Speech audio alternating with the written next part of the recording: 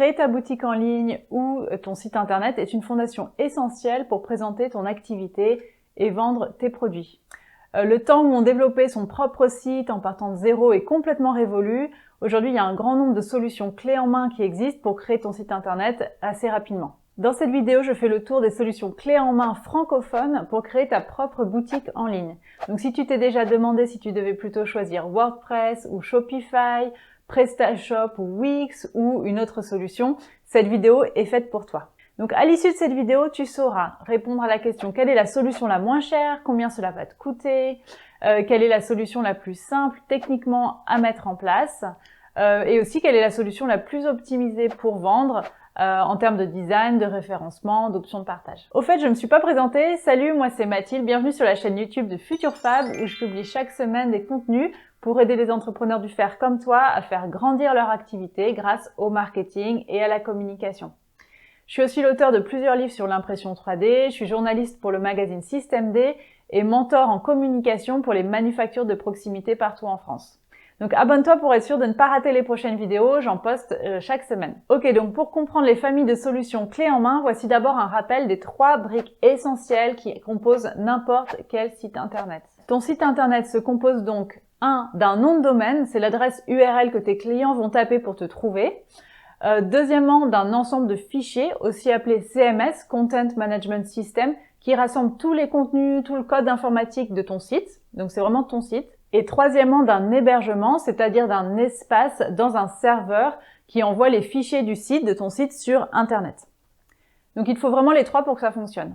Pour faciliter la création de sites internet, en fait, des entreprises ont développé des solutions clés en main qui te facilitent la vie. Donc le principe est simple, elles te mâchent le travail avec des éléments déjà préconfigurés ou installés.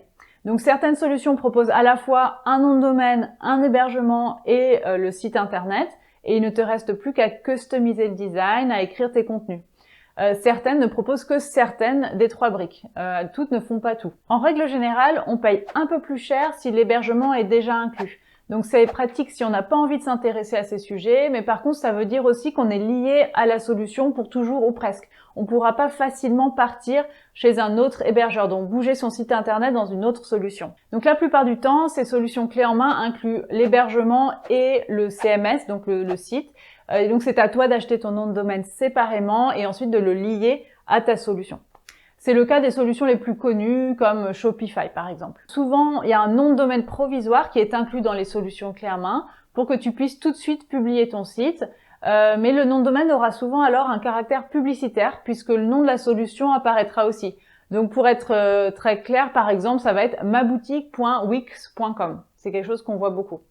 Donc si on veut son propre nom de domaine, il faut l'acheter souvent à part et ensuite le relier à son hébergeur. Comparons maintenant les solutions principales de création de boutiques en ligne disponibles en français. Première famille de solutions, il y a déjà la famille WordPress et PrestaShop. C'est des solutions qui sont vraiment sur mesure et qui te permettent d'être vraiment en contrôle. WordPress et PrestaShop fonctionnent de la même façon. Les 2 solutions permettent d'avoir une structure de site, donc clé en main, c'est vraiment un CMS. Donc on installe les fichiers dans un hébergement, dans un serveur qu'on a en général acheté à part. Et ensuite, on connecte donc son hébergement au nom de domaine et hop, le tour est joué. L'intérêt, c'est qu'on vient ensuite ajouter un certain nombre de plugins, donc des petits modules, des petites fonctionnalités en plus qu'on vient ajouter dans la solution WordPress ou PrestaShop.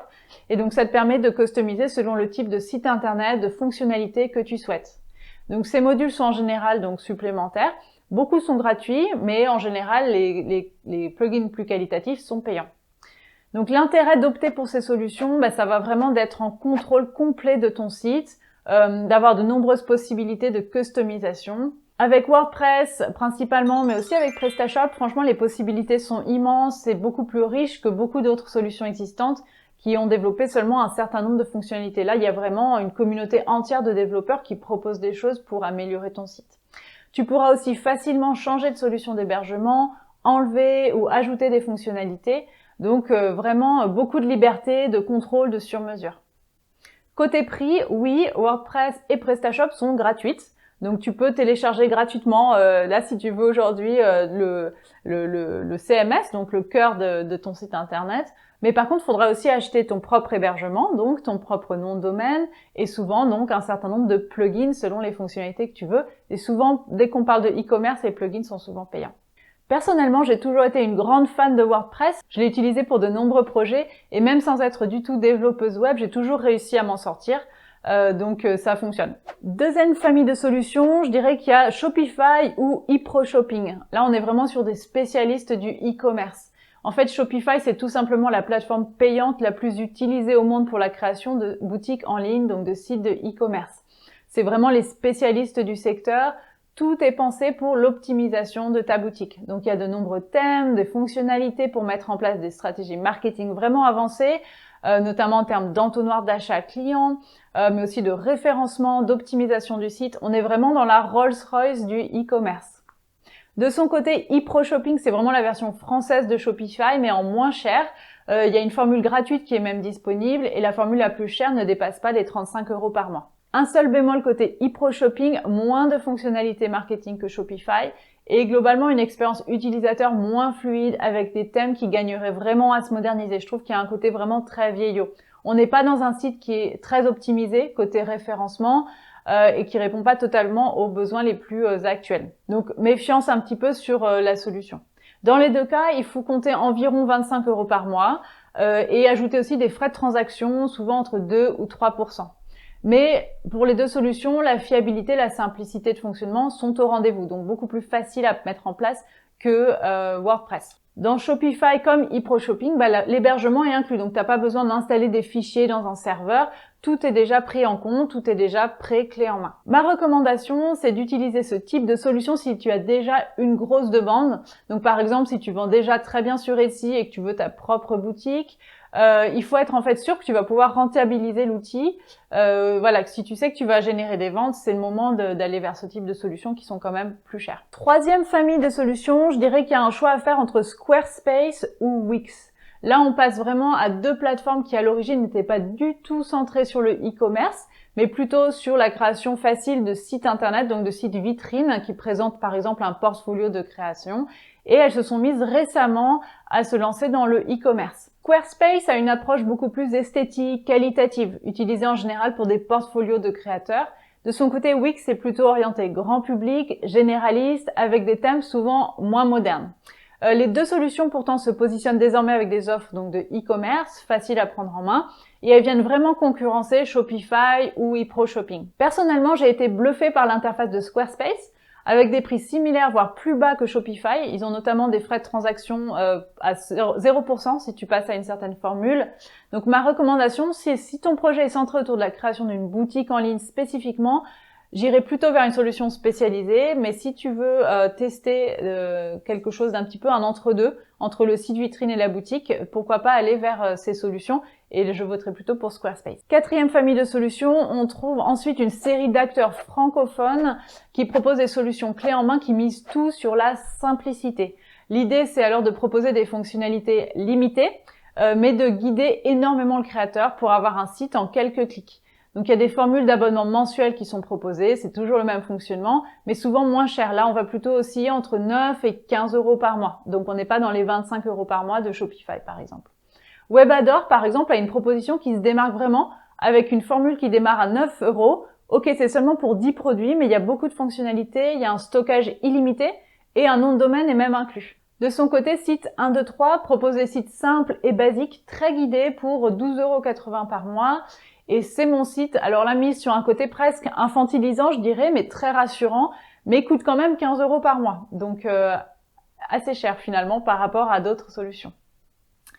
Ma recommandation, en fait, c'est que tant qu'à mettre des sous dans ta boutique, peut-être qu'il est plus judicieux de t'inscrire sur Etsy. Si vraiment tu ne sais pas du tout comment créer un site, tu veux pas t'y mettre spécialement, tu sais pas par quel bout le prendre, c'est malin en général de démarrer avec une place de marché qui va te faciliter la vie plutôt que de payer pour une solution qui va finalement te complexiter la vie pour essayer d'apporter du trafic vers le site. Tu vas galérer. Par ailleurs, je suis aussi tombée sur WheezyShop qui pour le coup est très cher avec peu de fonctionnalités, donc plutôt à éviter. Pour conclure, je dirais donc que comme toujours, il faut choisir la solution qui correspond à l'état d'avancement de ton projet. Si tu as déjà une belle gamme de produits, que tu as du temps à consacrer pour te plonger dans le monde de WordPress et de ses plugins, ou que quelqu'un peut t'aider sur ces questions, tout simplement, fonce vers WordPress ou PrestaShop. Tu auras la pleine maîtrise de ton site, tu pourras le faire grandir avec le temps. Si tu vends déjà sur Etsy ou ailleurs, que tu as déjà une belle communauté en ligne sur les réseaux sociaux, que tu as une grosse envie de mettre le paquet en termes d'opérations marketing, fonce vers Shopify et tu vas apprécier la fluidité, la richesse de ses possibilités. Et si pour l'instant tu as encore très peu de produits, que tu souhaites surtout avoir une petite boutique vitrine pour commencer à partager un lien vers tes créations, ou alors que tu n'as pas du tout le temps ou l'envie de mieux comprendre la création de site internet, à ce moment-là, je te recommande plutôt par exemple WebAdor. C'est tout pour aujourd'hui, j'espère que tu as aimé cette vidéo. Abonne-toi à la chaîne pour être sûr de ne pas rater les prochaines vidéos et laisse un commentaire pour nous partager ici un petit peu tes découvertes, les solutions que tu as utilisées, celles que tu aimes, celles que tu aimes moins. Ça peut commencer à vraiment intéresser la communauté toute naissante de Futur Fab. À très vite pour la prochaine vidéo.